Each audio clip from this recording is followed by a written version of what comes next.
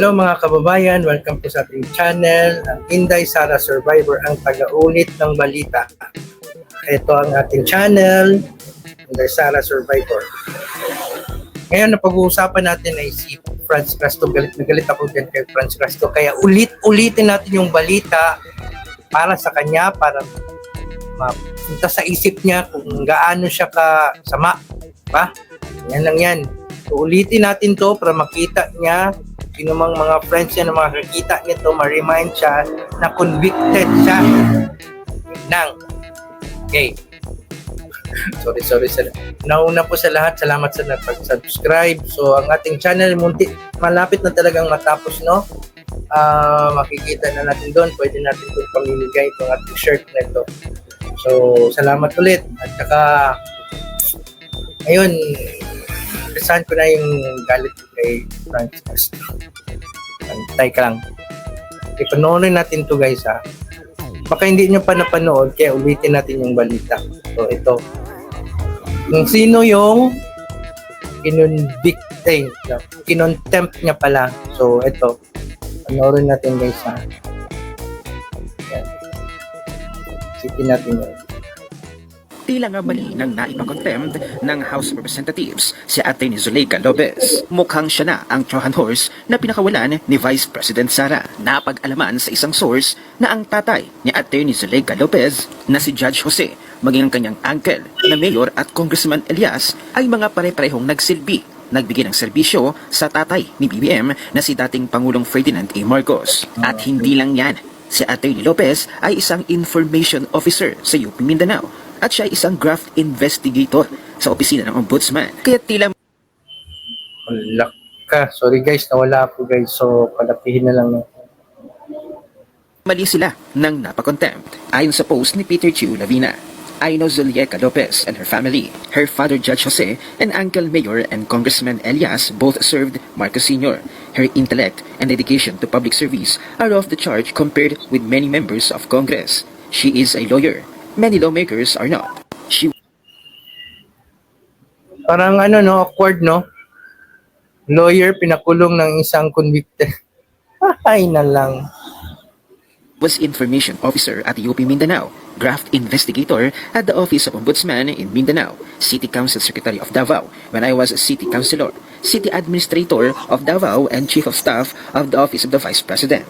In the way she is being treated by Congress only reinforces our belief that the lowest house is nothing more than a torture chamber persecuting its invited resource persons and civil servants like her. What a shame. Opinion naman ni Atty. Trixie Cruz Angeles. Congresswoman Franz Castro had Atty. Zuleika Lopez cited in contempt for asking the COA not to transmit the details of liquidation of the confidential funds until the notices of disallowance had been settled with finality and the existing court cases resolved. Atty. Lopez had argued through another person who wrote the request that confidentiality served a public purpose and that the public interest could be compromised. It is for the same reasons that these are not subject to publication or inquiry under the Freedom of Information. The congressman ruled that Atty. Lopez had deliberately delayed and obstructed the inquiry, both of which they say constitute contemptuous behavior. Atty. Lopez has defenses. For example, the joint committees should have respected the ongoing judicial proceedings. By conducting their own inquiry, they expose the OVP to public prejudice before the case is decided. Further, Ayan. Yan na. Ito ang gusto kong makita, guys. Sa mga anti-CPP-NP. Ulitin na. Ganito sinalubong si ACT Teachers Representative Franz Castro pagbaba nito ng sasakyan sa Quezon City Prosecutor's Office. Napuno ng kantsaw at sigaw si Castro mula sa mga anti-CPP-NPA-NDF, mga suporter ng dating Pangulong Rodrigo Duterte. Kaya mga makakaliwang miyembro ng ACT Teachers pahiya sa mga supporter ni FPRRD. Maaga ang mga supporter sa Quezon City bilang suporta sa paghahain ng counter affidavit ng kampo ng dating presidente. Sagot ito sa reklamong isinampa ng mga kaliwang si Castro laban sa dating Pangulo. Kaya umaga pa lang, hataw na sa mini rally ang die-hard Duterte supporters. Ang iba sa kanila mula pa ng Visayas at Mindanao. Bitbit ng grupo ang mga placard na may katagang Protect Sara, lalo na't matindi ngayon ang pamumulitika kay Vice President Sara Duterte.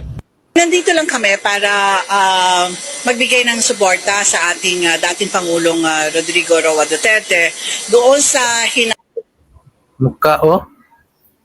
O, diba? Ganda ng sasakyan. Teacher lang yan. Hindi naman natin lalahat, no? Kasi may pang mga teacher naman na merong negosyo. Pakita ka naman ng negosyo. Ma'am, pakita ka muna ng negosyo mo. Kung teacher ka lang, makaya yung ganyan na ano. Kasi minsan yung mga teacher meron ding pinagkaabalahan na iba. Hindi natin alam kung anong negosyo ng iba. Pero ikaw, anong negosyo mo, ma'am? hinain na kaso laban sa kanya. Hinahangaan ko siya noon pa, kinampanya ko siya. Ngayon lang ulit nagkaroon ng paggalaw ang Duterte supporters. Sa adang grupo, milyon-milyon sila sa buong Pilipinas na nagmamasid sa performance sa kasalukuyang pamahalaan. At ngayon may pitik ang dating Pangulo sa paggasta ng pera sa Kamara ay open the books ang hamon nila sa mga kongresista. So bilang isang public servant, karapatan namin na malaman kung saan napupunta ang pera ng kaban ng bayan. Siguro, sinasound off lang nila yung panawagan ni Pangulong Duterte na magkaroon ng transparency sa gobyerno. Umaasa ang supporters na hindi patitinag ang dating Pangulo sa pambibira ng mga kaliwa. Buo rin daw ang suporta nila kay VP Sara ano man ang mangyari.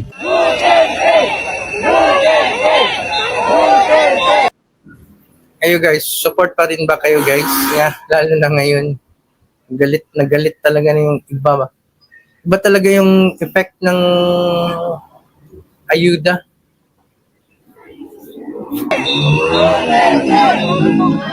Pangako naman ng grupo na hindi sila hihinto sa pagbibigay suporta kay dating Pangulong Duterte. At kung kinakailangan, magsasagawa ulit sila ng mga kilos protesta tulad ganito sa mga susunod na araw. Para sa Diyos at sa Pilipinas kong mahal. Kung meron lang yan dito sa Davao, yung mga protesta, nandun na sana ako. Kaya lang, malayo kami dyan sa Manila. So, hanggang dito na lang kami sa YouTube.